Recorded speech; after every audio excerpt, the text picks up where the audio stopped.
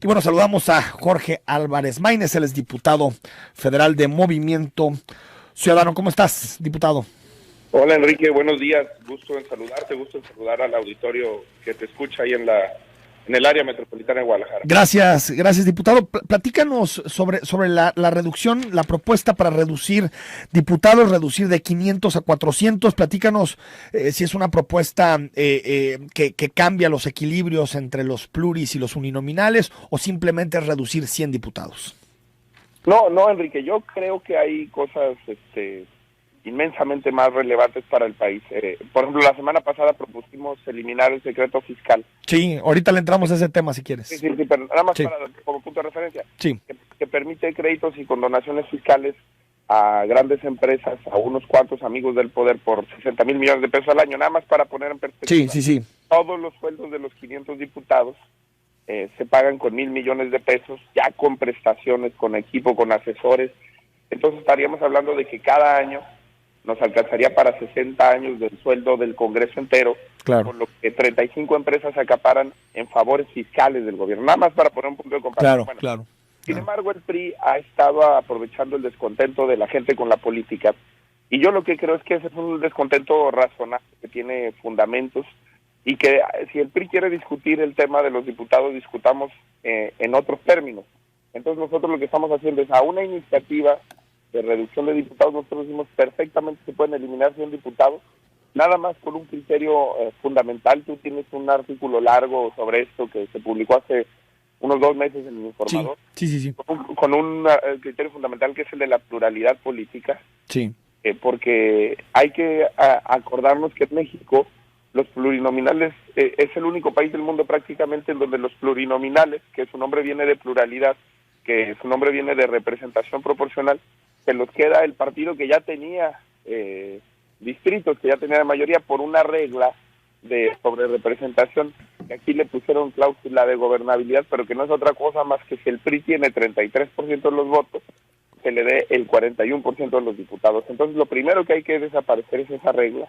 Los primeros diputados a los que hay que quitar es a los que no representan a nadie, y nosotros creemos además que hay que discutir cuáles son los diputados que le han aportado productividad a México. Por ejemplo, la mitad de los diputados del PRI han presentado 2 iniciativas o menos en estos 2 años de trabajo.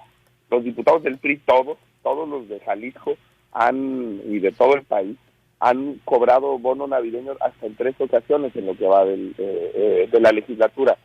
Han cobrado seguro de vida, seguro de gastos médicos mayores privados, por una fortuna, 161 millones de pesos que le cuestan a los mexicanos. Nosotros creemos que en lugar de que el PRI quiera aprovechar esta decisión para eliminar la oposición, para restringir la pluralidad, hay que decirlo con todas sus letras, hay que eliminar a los diputados que no trabajan, a los que no asisten a sesiones, a los que no nos permiten que aumentemos el número de sesiones por año. Enrique, es una grosería que haya más de 5 meses de receso al año para los diputados, en un país como el de hace medio siglo, en el que la comunicación era más difícil, ¿no? Entendía, pero ahora pues con aviones que además son pagados por los impuestos de los mexicanos, con los tiempos de traslado, deberíamos de sesionar mucho más porque además hay mucho rezago legislativo. Entonces ese es el planteamiento, Enrique. Es una idea, por lo que entiendo, tú decías en alguna declaración que el promedio de ausencias de los 500 diputados que hay en la Cámara de Diputados, hay 130 más o menos cada una de las sesiones, el promedio de asistencia son 370 diputados más o menos. ¿Estoy bien con el dato? Por votación, que es una manera efectiva de medir la asistencia, porque hay mucha gente que tiene faltas justificadas, que manda un comprobante, y que así, pero por votación en promedio son 130. Es decir, estamos hablando que el Congreso ya opera en la práctica con 370. Sí es. Y hay alrededor de 100 diputados que faltan más de un mes, te digo, nada más se sesionan prácticamente 7 meses al año. Bueno, de esos 7 meses al año, más de 100 diputados faltan un mes entero en sesiones. Creo que es una práctica abominable, absurda, inexplicable, y que se da en función del poco aprecio que hay por el Poder Legislativo, por los contrapesos, por la división de poderes, porque también hay que decirlo, el Poder Legislativo en México funge como una división de poderes. Hay quien piensa que la pluralidad es sinónimo de parálisis. Sí. No hay una sola reforma importante que haya planteado este presidente o los anteriores que no haya salido. Sí. Cuando más se reformó la Constitución es en tiempos de pluralidad, ¿no?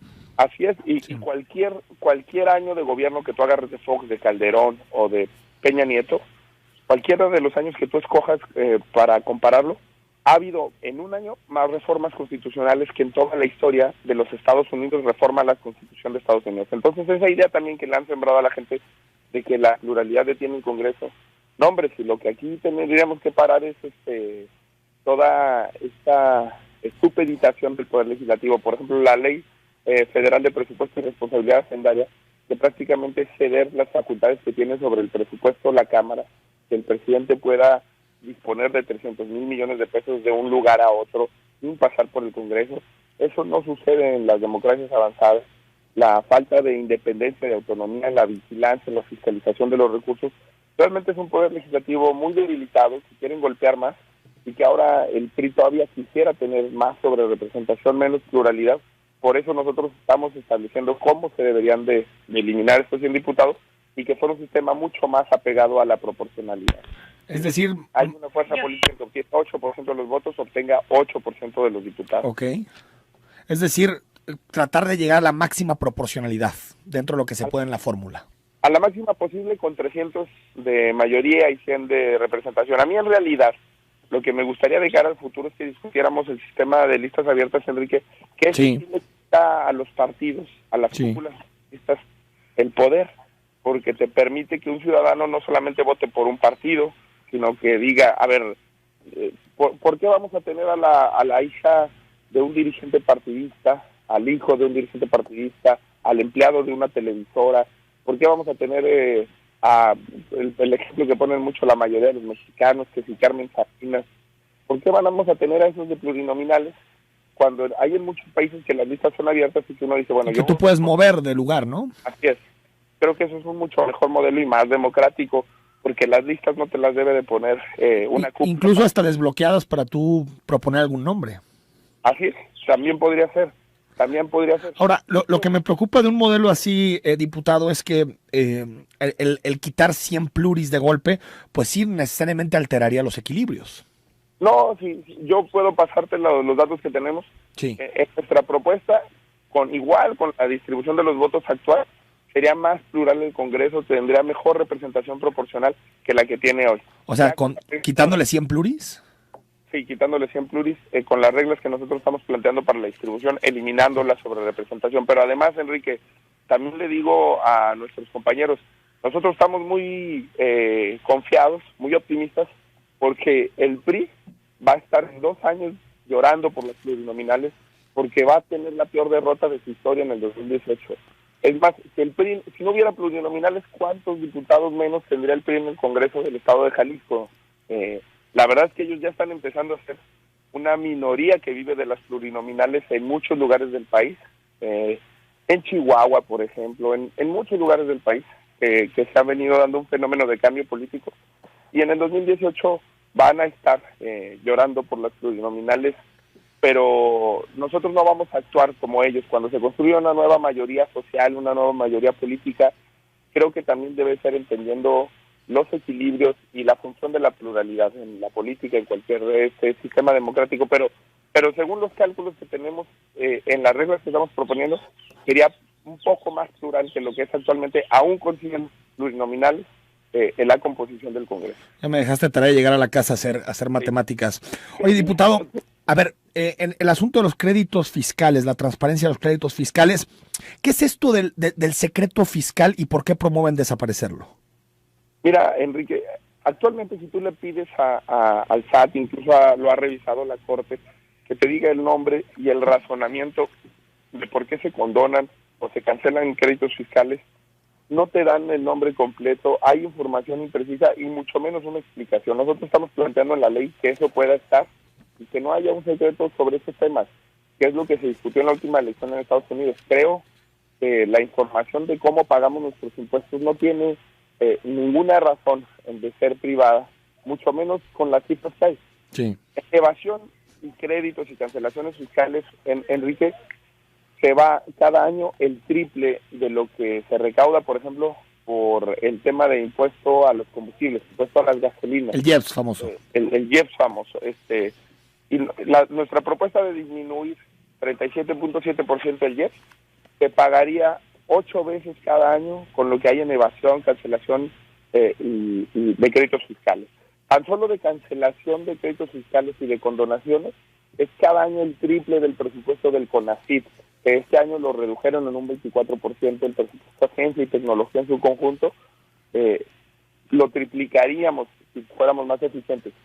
Y si tú te fijas, por ejemplo, nosotros tenemos de cobro de deudas en la Secretaría de Hacienda, en el SAT particularmente, un 3 veces menos de eficiencia que Costa Rica, que Nicaragua, Sí. y 6 veces menos que República Dominicana. Somos uno de los países que peor cobra impuestos en el mundo, que peor arreglo fiscal tiene y que además más privilegios le da, y todo lo concentran 35 empresas, por ejemplo, que además constantemente se refundan, se declaran en quiebra.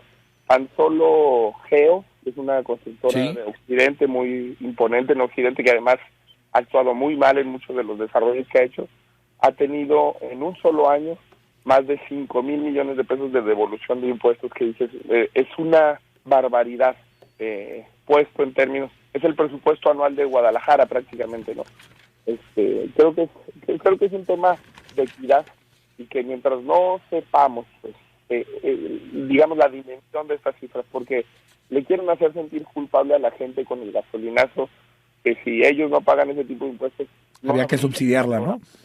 Para educación. Sí. Es evidente que el gran robo, que la gran estafa está en otro lugar y que además habría que contrastar y comparar estas empresas beneficiadas con devoluciones de impuestos con los patrocinadores de las campañas políticas, que aseguro que vamos a encontrar un enorme paralelismo y coincidencia, porque tenemos un poder legislativo no solamente sometido al ejecutivo, sino también partidos y poder legislativo sometido a los poderes fácticos que con migajas compran la voluntad de un poder entero. Diputado Álvarez Maínez, ojalá cuando estés por Guadalajara nos visites aquí en Cara a Cara. Al contrario, Enrique, cuando tú nos invites, me da mucho gusto que haya espacios como este de reflexión en serio en una ciudad como Guadalajara, que es en muchos sentidos la ciudad de ejemplo a nivel nacional. Y no lo digo por una cuestión partidista ni política, sino por lo que la sociedad civil está haciendo. Gracias, diputado. Hasta luego.